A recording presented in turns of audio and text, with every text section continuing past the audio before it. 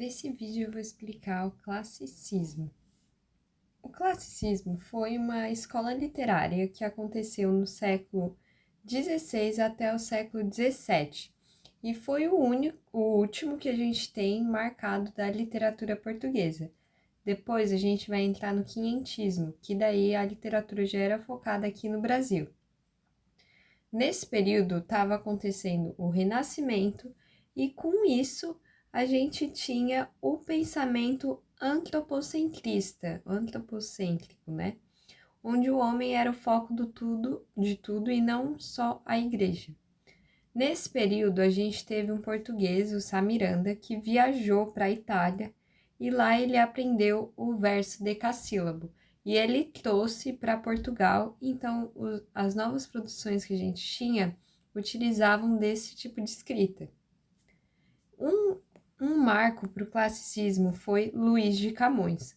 Luís de Camões, ele era um escritor muito famoso e ele acabou virando amigo do rei, então o rei dava muitas regalias para ele, isso é um tópico importante. Ele escreveu vários poemas famosos, né?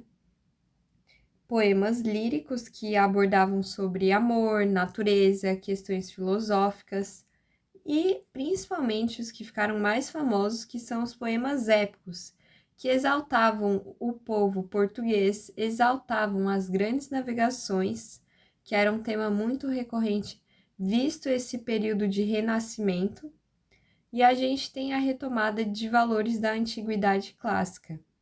E nos seus poemas ele utilizava de temas universais, como, por exemplo, o amor, que a gente tem um exemplo que eu vou falar depois, que é o Amor é Fogo que Arde Sem Se Ver, que é um poema hiper famoso. E a gente tem também a perfeição formal. Então, como eu tinha dito, o Sá Miranda, ele trouxe os versos decassílabos, então a gente vê essa utilização além da estrutura do soneto, dos tercetos e dos quartetos. Numa das suas principais obras, que é O Amor é Fogo que Arde Sem Se Ver, a gente tem as contradições do amor, então ele traz muita ambiguidade. É um soneto com rimas interpoladas e encadeadas com versos decassílabos. Então a gente vai ver essa presença dessa influência do Sá Miranda nesses poemas do Luís de Camões. A gente também tem uma obra muito famosa, que é bem extensa, que é Os Lusíadas. Nesse Os Lusíadas era um poema épico e ele foi composto por, primeiramente, uma preposição nas 3 primeiras estrofes do canto. Depois a gente teve a invocação, que ele pede para que as musas ajudem a empreitada portuguesa nessa grande navegação, na colonização. A gente tem uma dedicatória ao rei Dom Sebastião. Aí começa o enredo na narração e, para concluir, a gente tem o epílogo, sendo a 5ª parte. Assim, ele vai falar sobre as questões financeiras, que Portugal não conseguia sustentar aquelas colônias, não conseguia sustentar todas essas navegações. E um tópico principal dos Lusíadas são as grandes navegações. O herói principal é o Vasco da Gama, ele é o foco. A gente tem também essa representação do Vasco da Gama como se ele fosse o povo português. Então ele é visto como um herói, assim querendo exaltar toda a força do povo português. A gente tem alguns episódios que vão marcar toda essa história. Primeiro, o velho do Restelo.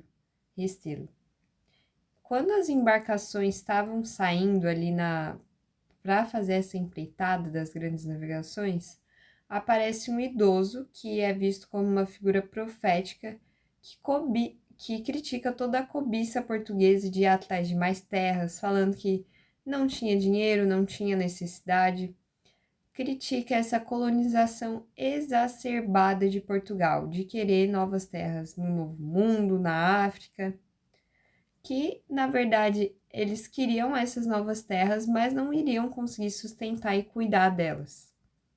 Depois a gente tem o episódio da parada em Melinde, que é uma região na África.